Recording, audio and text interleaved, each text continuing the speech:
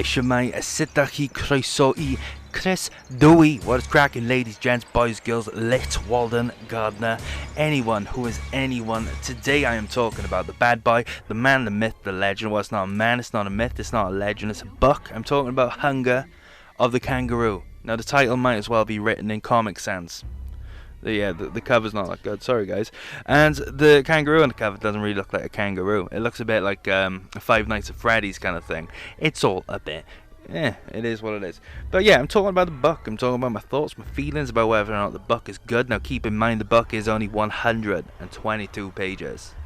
122 pages. My goodness. My goodness. It's not a long book at all. And yeah, we're going to get into that when we go into the video. Now, I just want to say that I have actually got Reptilian Odyssey, Jigoku. I've got those two books, next. They're on my shelf. I'm going to read them next. There was a long break. There's a long break because I kind of want to read books other than a horror call. No offense, guys. I didn't really enjoy the Academy. So yeah, I might just stick to books that I know I'm going to enjoy. And generally speaking, I do enjoy Gardner's books. I do enjoy them. There's just not a whole lot of substance behind them. And I remember saying that on a thread, and somebody told me that what I said in a different video. That was quite weird.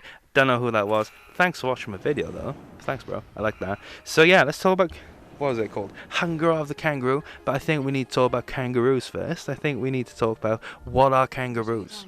So a kangaroo is a marsupial. Now what is a marsupial? It's basically a mammal from Australia, and they've just got buffs. Whether or not they're just scary, whether or not they're creepy looking, whether or not they could pee on you and give you chlamydia, that's basically it. If you're a marsupial, you're from Australia, you've got some buffs. You can debuff human beings. That's about it. It's like video games. They sat there and they go, oh, we don't like mammals, let's make them marsupials. Either way, a kangaroo is basically a scary looking hoppy dog. They can grab you, they use their feet. It's not Pokemon. I don't need to tell you how they attack. And I think they do actually tell you how they attack in this book. It's a bit weird. But why am I bringing up what is a kangaroo? For absolutely no reason. Because it doesn't really matter. Because the kangaroo in the book doesn't really matter themselves. It's like, why is this dude a kangaroo? It's not dude. I don't know his pronouns. It's just a kangaroo. It didn't need to be a kangaroo. It could have been a chimp. It could have been a monkey. Because I think monkeys... Now, bear with me, guys. Monkeys or kangaroos? Now I know which one's cooler. I know chimps are cooler. I know monkeys are cooler. So yeah, put it in the comments. Are you team monkey? Are you team kangaroo? Monkey for life, bro. Monkey for life. But yeah, I'm digressing a bit, but yeah. So yeah, I might, should we talk about the cover? I think I did. It doesn't look very good. Next, let's talk about the back of the book. And it says, William Gallagher's father runs to the... Oh no, he doesn't run to the zoo. He runs the zoo in downtown Chicago. Once again, this book takes place in Chicago. Being that it's been a particularly stressful year for them, they decided to take a much needed vacation. The Gallagher family heads to their summer cottage in Wisconsin. Wisconsin? I did not know I couldn't pronounce that word. Hoping to relax and unwind, little do they know, a stranger has followed them back to their cottage. A stranger with a forbidden hunger. They clearly want a cottage, don't they? So yeah, we've got that background. Sounds about as interesting as the story. I know, right? So, for some reason, there's an awful lot of talking in this book. There's an awful lot of talking, and there's an awful lot of talking about the name Gallagher. Now, if you're like me, you only know one Gallagher. You only know one set of Gallaghers. And I'm gonna have to put my mic down for this, because it's yeah. So yeah, I only really know one Gallagher. Well, I know two of them. And anyway, is Wonderwall. Only joke because I can't play it whilst holding the mic. It's really, really awkward. So I should totally ruin that. I can play guitar, don't worry. But yeah, was that worth the joke? So I suppose just like Amy Schumer, that joke wasn't funny. But yeah, they go on about Gallagher. The meaning is like a stranger where you live. That's what it means. The family's from wherever. And they only go on about this because, believe it or not, the main antagonist, the kangaroo themselves, is called Stranger. Horrible name, really bad name, but it doesn't really matter in this book. So yeah, there's not really a whole lot to talk about in this book because, once I said, the book is too short. It doesn't really expand on any ideas that it brings up. It just sort of mentions them and leaves them there for you to decide what they mean. So yeah, you got William Gallagher. He's not related to the Gallagher brothers. He's not a member of Oasis. Neither am I. William Gallagher, his father runs a zoo in the downtown Chicago. That's about it, really. So this guy called Ron, he's named the zoo, like the Carcassoa, something like that. It's named after the Yellow King. There's a lot of inspiration from the Yellow King in this book, and I was going to purchase it and read it just so I could be more informed, but at the end of the day, reading these books should require like a required reading list. I'm not going to read a book to further understand this book because they just don't have that much depth to them. So yeah, there's a lot of the Yellow King inspiration. I think possibly Gardner read that book, then wrote this book thinking, damn, that was a good book. Hopefully I can capture some of the goodness in mine. And yeah, it just doesn't work, So in this zoo now, there's been a break-in. A lot of animals have been slain, and two of the weirdest things that seem to be mentioned too heavily was that a kangaroo and a homeless woman were both slain, and their skin was just desynced. It was despawned off them, because they there's no incisions, there's no cuts in the muscle. The skin was just taken off them, and that's about it. Now you might be thinking, well, how is that foreshadowing? Yeah, it's foreshadowing. Everything said in this book is foreshadowing, and it's too on the nose. So any reveals, are they twists at this point? Any of them, they just sort of come at you with the subtlety of a freight train. You can see them from a mile away, and it takes away from the impact. And when this book is only 122 pages long, what you're going to find is that these twists really could have done with some sort of impact, because my goodness, the ending just leaves you sat there thinking, what just happened? And now I know that you guys are going to see this, and you love saying, oh, they're filtered. I wasn't filtered by this book. There just wasn't enough there. I just didn't understand the ending. It's just so messy. It's not clear enough, and there isn't enough development to make me understand what happened. I think I have a horrible feeling that it's like a nod to the Yellow King. And once again, I haven't read that book. I don't know if I will. I might do, because I want to do a horror series for Halloween. But I haven't read it. I don't get it. Don't make inside jokes that require further reading, because it's I don't read. I was gonna say I don't read good books, but that's quite mean considering most of the books I read end up on my YouTube channel. Yeah, it's just one of those things. Why do that, bro? Why make extra steps for me to understand the ending? If I'm not gonna take them, I'm not gonna understand the ending anyway. So yeah, this is it. This book, you might have the impression that this book is quite muddy. It doesn't make much sense. And it doesn't. There's an awful lot of dialogue. Like I said, the book is mostly dialogue. There's a whole lot of talking, not very much doing. And a lot of the dialogue is either inappropriate or out of place. And my goodness, the kid refers to his knife and forks as utensils. Gardner, can you stop using the word utensils? Oh my god. I don't know why it triggers me so much. They're not utensils, knives and forks. Unless he's using chopsticks, knives and forks. My god, please. My gosh. So yeah, there's a lot of dialogue in this book, and a lot of it's just boring. A lot of it's just filler. You're not really learning anything, or they're just inappropriately, heavily foreshadowing the twists that are going to come along later on in the book. It's why mention the homeless lady and the kangaroo? Oh, there's a homeless lady at the door. And then you're just well, I know what this is now. This woman's clearly, and you don't know exactly what she is, but you got a feeling, oh, that's the homeless lady that died, isn't it? And she is. And then there's a kangaroo, and you're that's the kangaroo that died, and he is.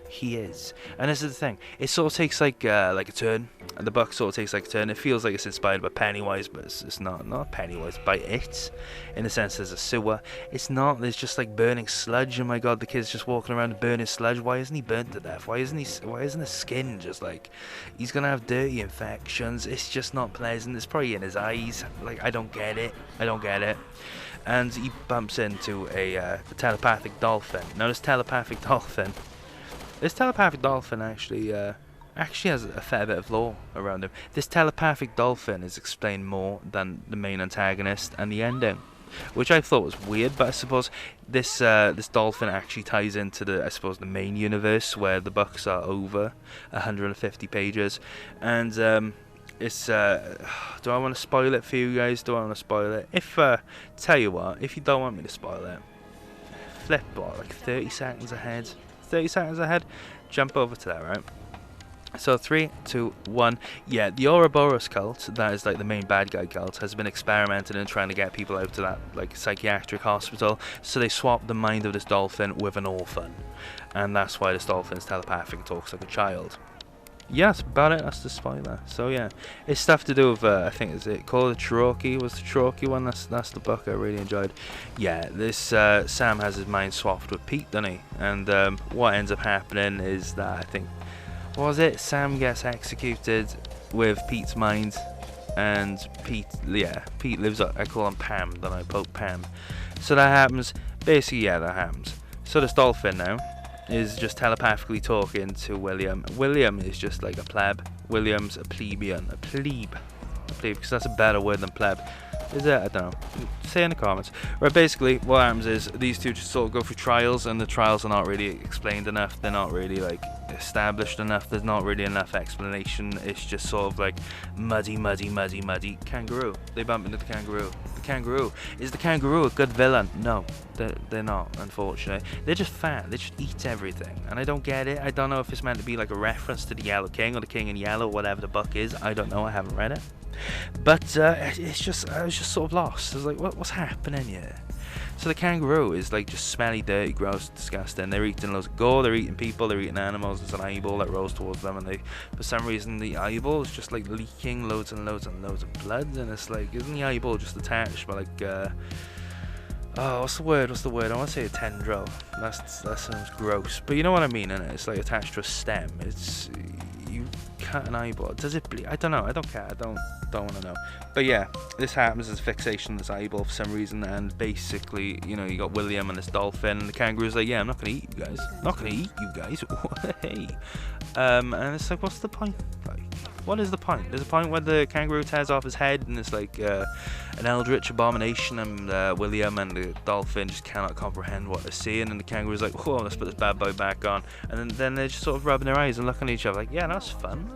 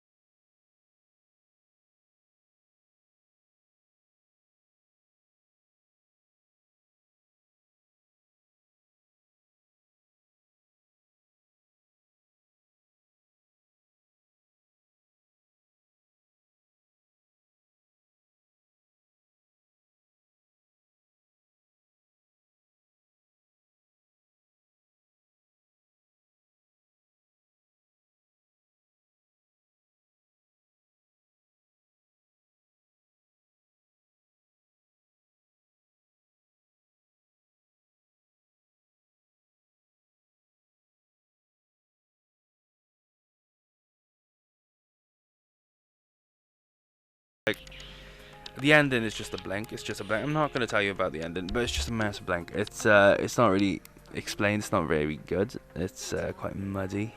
And I wish there was honestly more substance to this book, because I could have talked about it. I could have spoken about the characters, but what about William? What about William? He's just some kid. He's very much like a proxy Pete. He's just Pete with a stupid name. Oh, not saying that people called Williams have stupid names, but like he's Pete with a different name. The father Ron is very much Joe from Call the Crocodile. He's just like your proxy father character. The mother's just, I think, is it April from Pete's mum. The book might as well have been written about Pete and his family. Like the grandmother, her entire thing is that she can't hear properly because she has hearing aids, and even then she's just a bit of a pleb. She's just stupid. She's just like a smooth brain. Her IQ is in the single digits very clearly, and then she's like keeps taking her hearing aids out and asking, what's his name, William, to repeat what he's saying. It's like, bro, just keep them in. What's wrong with you? Stop taking them out. Like, come on, boy, come on. Stop taking your hearing aids out mid-conversation. My goodness. Oof, didn't like it. But yeah, listen, the characters don't have a lot of depth. They don't do a whole lot. William is just like Pete. Pete, point two. The dolphin. What, like, it's a telepathic dolphin. It's like, is this Pokemon? I don't know. Is this Jigoku? I can't wait for that book. That's gonna be a fun read. Yeah, it's just like, because it's 122 pages, none of the characters have any depth. A lot of the twists have unfortunately been like heavily foreshadowed in dialogue, and there's just a whole lot of nothing that happens. And yeah, the writing is fun. The story is quite fun. You know, I've probably been quite aggressive, quite mean about the story. I've enjoyed the story. I don't know. I only read in like 40 minutes. It was a decent read. It's a fun little read. It's interesting. It's very much like reading like Goosebumps. Maybe like R.L. Stein's very first Goosebumps draft, where it was just kind of like, bit bad. But yeah, although I did enjoy the book, although I did enjoy this book, I'm gonna have to say it wasn't the best. It wasn't the best, and it could have been a lot better. You know, Call the Kangaroo, no, Hunger of the Kangaroo. Why a kangaroo? Like, there is no significance of a kangaroo unless because it's yellow. And this is it, it's just dyed yellow because of poaching or whatever. So is it just like a King in Yellow rip-off? Do I need to read a King in Yellow? Let my boys, my girls, I don't know if there are any of you on there. If you want me to read King in Yellow, just say in the comments, because honest to God, if it helps me understand what I just read here, I will. But yeah, you know, like I said, this was one of the harder ones because I just wanted to talk about the characters, want to talk about the events, but like honestly, there's no depth to any of the characters. There's no depth, and as a result, you know, you have to just talk about the story. I didn't spoil everything, you know. I didn't talk about Alfonso. Alfonso, what a horrible name! Makes it sound like a pasta. Alfredo, that's the pasta. Yeah, I think for a short book, a novella, is that the word? I think that this book really needed refinement. And although I prefer Gardner's writing to Walden's, you know, I prefer Gardner over Walden, the writing in this one could have really done with some sort of refinement. Maybe like a lot of the dialogue could have been cut out, and there could have been a lot more exposition, a lot more explaining as to the importance of a kangaroo, as to the importance of the forbidden fruit. Why is that a big thing? Is that like because it's not mentioned in any of the previous stories. You don't have to read any of the previous books to understand this bad boy. But yeah, it's just like a lot of just like sort of put there in front of you and not actually explain. It's like, why is this here? What is the what's the impact? What is the meaning of this? But there's a word I'm trying to say, but I can't think of it.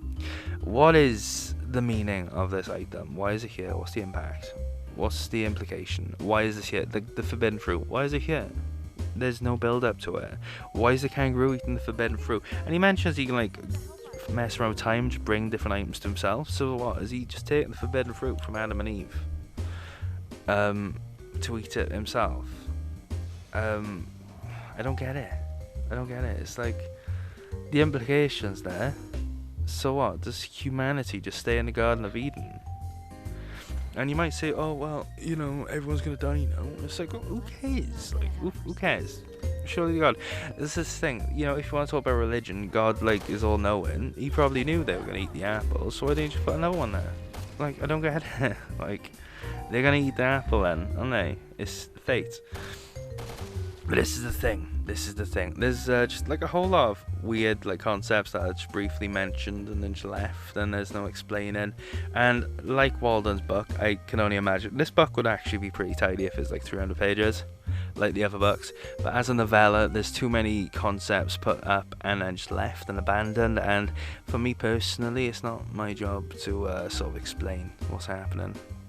You know, if I'm reading, like, I don't know the importance of this fruit in the story because there is no importance. I don't care about William, don't really care about the dolphin, didn't care about the family. The grandmother was annoying, she was annoying, and it's like William came off as quite condescending to her. It's like, bro, calm down now.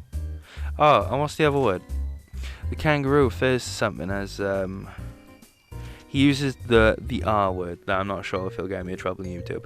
The R word. And it's like, why is this kangaroo? Why is this like eldritch abomination using this word? Surely to gosh, if this creature was more intelligent, it could use a different word. It could be like, oh, that's stupid, it's flawed, it's remedial. I love using the word remedial. I think I'm using it wrong every single time.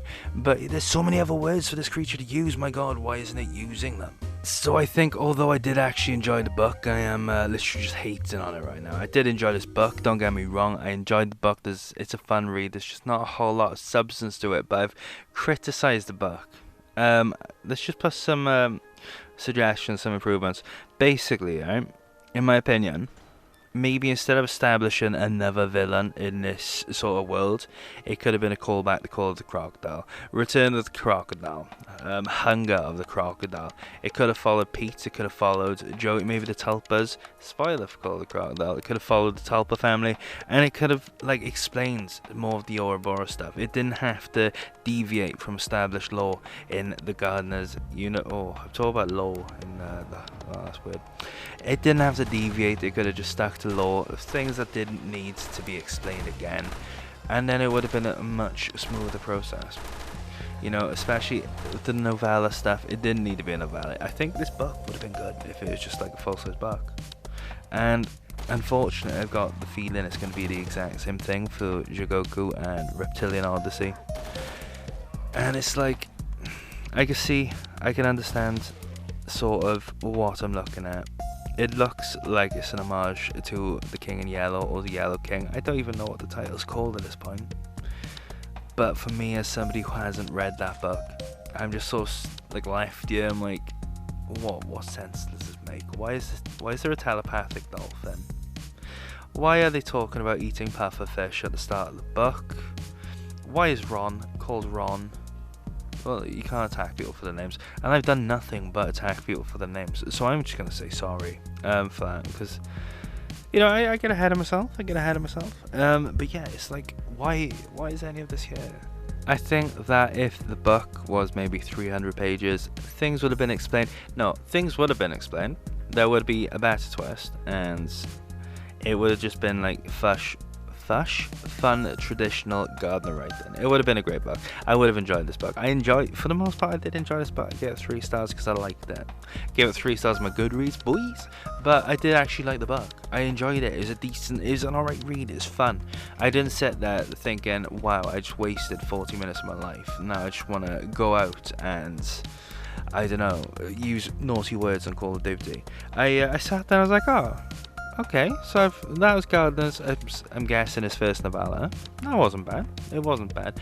I have this horrible tendency to just rip in the books, even if I like them. I did enjoy this book. It was an okay book. It was okay. It was muddy. It was messy. It wasn't very clear. There was a lot of things picked up and put down without really explaining what was the significance. William could have used some actual backstory. The dolphin, although he had some backstory, and the dolphin was actually one of the most developed characters in the book.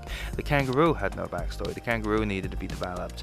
The importance of the zoo, I don't think there was importance of the zoo. I think it was literally just a callback to The King in Yellow, or The Yellow King, whatever the book is called. I don't know, so fight me. Yeah, it's just, there's a lot of it felt like, when you're hanging out with 2 friends and they just make loads of inside jokes and they find it really funny, but you just sat there like, what, how, that's not funny, what is this? It's a lot of that. There's a lot of references, and I have a feeling a lot of references that I just didn't pick up on, that if I read the book I would have enjoyed it and I would have been like, oh cool, that's got a lot of significance. But for me personally, as somebody who hasn't read this book, it feels as if I missed out on a lot, and I don't know if that's maybe the best way to go about writing books.